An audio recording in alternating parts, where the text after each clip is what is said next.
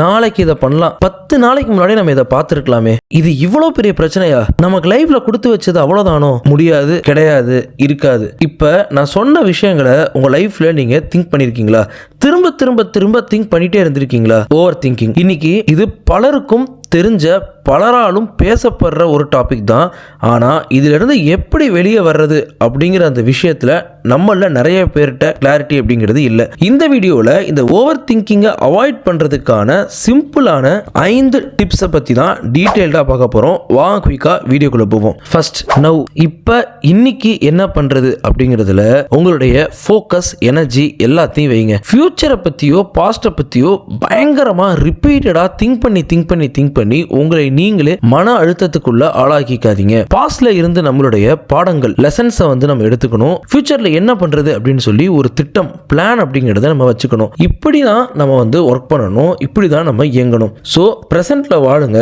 அன்னைக்கு அந்த பிரசன்ட் மூமெண்ட்டை நல்லா 100% ஃபுல்லா என்ஜாய் பண்ணுங்க. இரண்டாவது, பிராக்டிஸ் கிராட்டிடியூட். நம்ம லைஃப்ல நம்மள்ட்ட இது இருந்திருந்தா நம்ம நல்லா இருந்திருப்போம், நம்ம லைஃப் இப்படி இருந்திருந்தா சூப்பரா இருந்திருக்கும், நம்ம இங்க பிறந்திருந்தா செமையா இருந்திருப்போம் அப்படின்லாம் யோசிக்காம நம்ம கிட்ட எவ்வளவு விஷயங்கள் இருக்கு அப்படின்னு சொல்லி கொஞ்சம் கண்ணை மூடி யோசிச்சு பாருங்க. நான் பேசுறத கேட்குறீங்க அப்படின்னா உங்கள்கிட்ட அந்த ஹியரிங் சென்ஸ் அப்படிங்கிறது இருக்கு. இன்னைக்கு பல பேரால உலகத்துல மற்றவங்க பேசுறத கேட்க முடியாது. இந்த வீடியோவை பார்க்குறீங்க அப்படின்னா உங்கள்கிட்ட ஐஸ் இருக்கு, இன்னைக்கு பல பேரால பார்க்க முடியாது. ஸோ உங்க லைஃப்ல உங்கள்கிட்ட அடிப்படையிலிருந்து பேசிக்கா உங்கள்கிட்ட எவ்வளவு விஷயங்கள் இருக்கு அப்படிங்கிறத ஒரு லிஸ்ட் போடுங்க. ஸோ அதை பார்த்து சந்தோஷம் அடைஞ்சுக்கோங்க.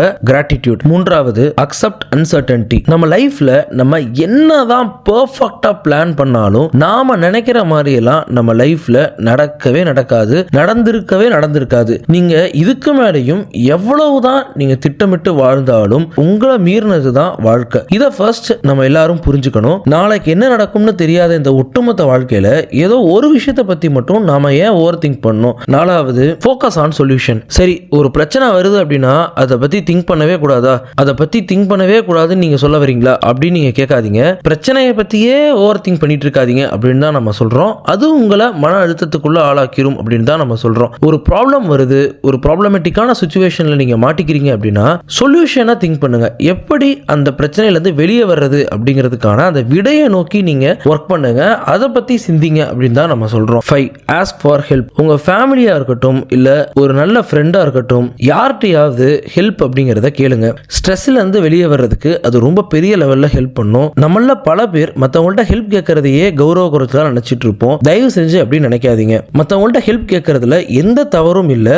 யார்கிட்டையும் நான் ஹெல்ப் கேட்காம பயங்கரமா திரும்ப ஓவர் திங்க் பண்ணிக்கிட்டு என்னை நானே ஸ்ட்ரெஸ்ஸுக்குள்ள ஆளாக்கிக்கிட்டு என் லைஃப் தினம் லூஸ் பண்ணிக்கிட்டு இழந்துக்கிட்டு அப்படி நான் வாழ்ந்தா மட்டும் அதுல மட்டும் என்ன கௌரவம் இருக்கு? ஸோ இந்த கௌரவம் அப்படிங்கறதெல்லாம் பார்க்காம நம்ம மற்றவங்கள்ட்ட ஹெல்ப் கேட்டாதான் நம்மள்ட்ட என்ன ப்ராப்ளம்ஸ் இருக்கு, அதுல இருந்து எப்படி வெளியே வர்றது அப்படிங்கிறதுக்கான அந்த சொல்யூஷனுக்கான கேட் அப்படிங்கிறது ஓப்பன் ஆகும். ஸோ ஃப்ரெண்ட்ஸ், இந்த வீடியோவில் ஓவர் திங்க் பண்ணுறதை நிப்பாட்டுறதுக்கான 5 எளிய டிப்ஸ் என்ன அப்படிங்கிறத பார்த்தோம். அடுத்தடுத்த வீடியோவில் டீட்டெயிலாக பார்ப்போம். பை.